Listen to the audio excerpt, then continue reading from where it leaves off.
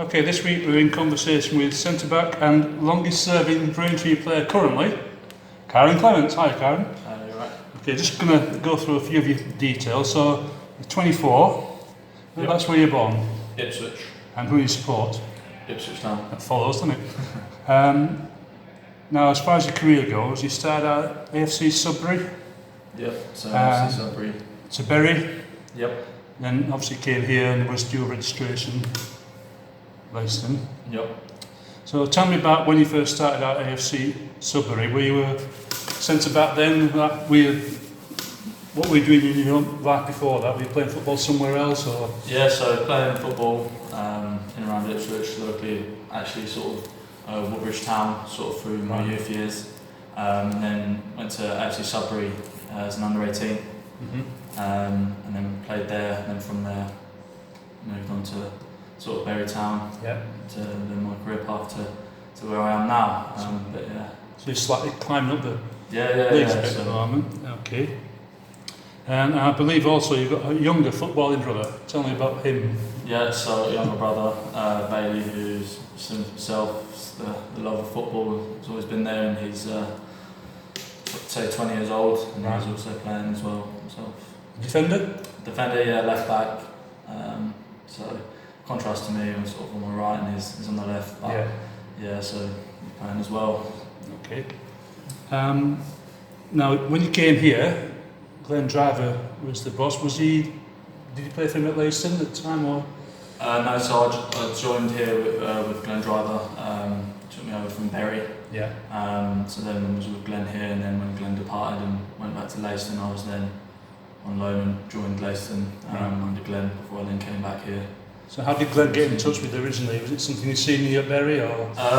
Bit of both. Sort of knew Glenn sort of from around the sort of Suffolk football scene, from that sort of way, and then got in contact with me, and eventually I was looking to step up, and made the decision to come over to here now, and still here. So that's where the career path's taken me so far. Okay, and obviously you were here to start the season, but you ended up going dual registration with Leiston. Yep. So how did that come about, and did you enjoy the move, or did you prefer to be at Braintree? Came up sort of really quickly, a few discussions. Wanted to play games at that point in time. I wasn't getting the game time in the minutes, so it was felt best for me to go out and get that, which is what I've done, to then come back. And so I felt the benefit of playing games, and I was able to come back and kick on. Yeah. Now, obviously, when Glenn came, he brought in a few players that he knew from his time at Leiston. Was it a surprise when he left, especially in some decent form at that time, because we had a poor start? Yeah, as I said, I think obviously ins and outs are sort of probably out of the building at the time of what was going on, decision to leave. So not sort of too clued up on that sort of scenario. I think the true benefits of really, because you got called back. Yeah, so I came back in when George Borg was then here. Yeah. To then sort of start playing under him when he took over. That's right. Okay. So you're now the longest serving player, as I said at the start. You must like it here. I've enjoyed my time here. Yeah, I've enjoyed it. Obviously, the last sort of couple of seasons have been a bit bitty with obviously the COVID situation. Yeah. Hopefully for a full season now. But yeah, I've enjoyed my time here so far. Okay. You've seen a lot of players come and go in that time. Does it make it difficult to bond, make a team together? Yeah, I think so. In terms of sort of the cohesiveness, and as a football team sport, you want that team and a sort of core group of players, which a lot of chopping and changing can sometimes make that hard to build relationships and patterns. So yeah, that's sort of probably been a bit difficult. And in your time, you obviously had 3 different managers. How would you describe the differences between them? Was anyone you preferred playing for one start to another, or? So every manager's sort of obviously different sort of tactics or philosophies of how they would like to play. And there's a lot of change, and I guess that depends on personnel as well. With who you've got in the building, do you try and stick to one route of playing, or do you change and adapt to the players that you've got in the building. So I think it's been a change each time. Right. And what do you prefer to do? How do you prefer to play? I'm open really to being a defender. I like to defend. So that's my job. And then if the time's right to play, and then getting the ball down, then I'm sure that the team's capable of doing that. So I'm open to however. It's game by game really. You change your own tactics for your own strengths and to exploit opponents' weaknesses. So yeah. Okay. Did you find it difficult stepping up to this level? Have you had any tests, of particular tests, or worries you've had, or? I wouldn't say any worries. Football's football is obviously 11v11. There's a step up in quality. There's no doubt about that. But I think the more games and minutes that I've played, across sort of each season, and grown into it and adapted well, I think. So initially you do notice a difference. Is there a pace difference or a physicality difference? I wouldn't say so much physicality. I'd say maybe a bit of quickness to the game, and a bit of technical ability of the players is an improvement. So it's just adjusting to that really. Okay. And you've also had a new centre back this year with Luke Pennell. So how do you start off that partnership?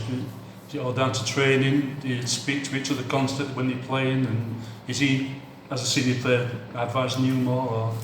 Yes, I think sort of him being left and me being right, sort of got a good balance there. And now sort of we've been able to work on the training field and implement what the managers are asking us to do.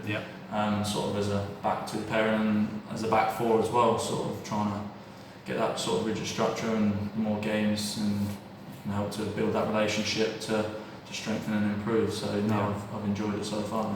Because you've got Preston behind you, who's always talking. Is that a big help with his experience? It's a big help having that someone behind you. You can see the pitch and everything, what's going on. Can give you information and makes your job a lot easier. Brilliant. Okay. How frustrating have the last 2 seasons been for you personally? The fact we haven't been to finish the season and we've been struggling and comings and goings. Yeah, of course. I want to play football, so when that opportunity is sort of taken away from you out of your hands, it's not ideal. But you have to take the circumstance for it is what it is. I'm not the only one in that boat. It's happened to a lot of people. So just have to kick on through it. And now hopefully we're at the other side, and hopefully this season we can have a full, complete season. Excellent. What's the actual job? I didn't ask you that at the beginning. What's your full-time job? Yeah, so I'm now working in sort of scientific research, sports psychology, as well as social and personal sort of development and education. Yeah, so you're using your degree that you got from sports and science. I had a master's degree in sport and exercise psychology, and an undergraduate in sport and exercise science. Okay. Do you think you can progress up to the next step, National League level? My aim has always been to play as hard as I can, so I think the more minutes and games that I keep playing and keep improving, which I feel I'm doing at the moment under the manager, then there's no reason why not I can't continue to kick on and improve. So as far as your career goes, obviously you've got your football side of the career, you've got your sports science side of it. Which route would you prefer? Obviously, wherever it takes me, I've got a nice sort of balance of the on-field stuff of me playing, and I've also got a bit of background into sort of sporting environment, and they intertwine quite nicely. So I've always had the aim to improve and do my best in sort of both areas and disciplines, and wherever it takes me, it takes me. So, and as far as when you've been playing, who's been the best coach or best mentor for you? I think each has sort of been different of my times for the various clubs. I played under Ben Chenery at Bury Town, who was a centre half, so he was very good for me. There as a sort of 18, 19-year-old, starting sort of out into the men's game. And then obviously to get to the point where I'm now with Ryan, sort of the passion and everything that he shows and instills, what he wants to represent in his players. Working off, and I've enjoyed working under him. So. Is it easy to buy into what Ryan's telling you all? Yeah, of course. He gives you a lot of information. It's easy to take on board. The playing side of things, as well as sort of the off the field side, which helps and goes a long way. So no, it's been very enjoyable. I think you all know where you stand if you don't. Yes, of course. Okay, so at the time we're doing this chat, we've played 2 games. We had a credible draw with 10 men against Oxford, and then obviously a great 3-0 at Hemel on last Saturday. How pleased have you been with your performances and the team in those games? What are your thoughts on them? Yeah, so as a team, I think we're very happy with how both games have gone. We probably felt that we could have got more than a point in the first game against Oxford. Obviously we had the red card, which maybe hindered us a bit, but I thought as a team we were resolute, we stood up to the task, imprinted our game plan well, and as the game unfolded, happy to come away with a point. And then away to Hemel, another great team performance. I felt everyone stuck to their task and their role. 3 goals, clean sheet, so very happy with that. And then on a personal note, I felt I've been happy with how I've played and performed. Still more to give. I think that will come naturally as the games keep coming thick and fast. Okay. To kick on. So. Right. And lastly, where do you think we can finish? What's the hopes? I don't think there's a limit so that we've got to set ourselves to. I think the cliche of next game, every game as it comes. Each game's different, and just keep trying to implement what we want to do. Each game to come away with points. We're always going to be looking to win every game. So that's sort of how we're going to set our stall out. And we'll finish where we deserve to be. Brilliant. Kyran, lovely. Thanks for your time. I appreciate it. Thank you.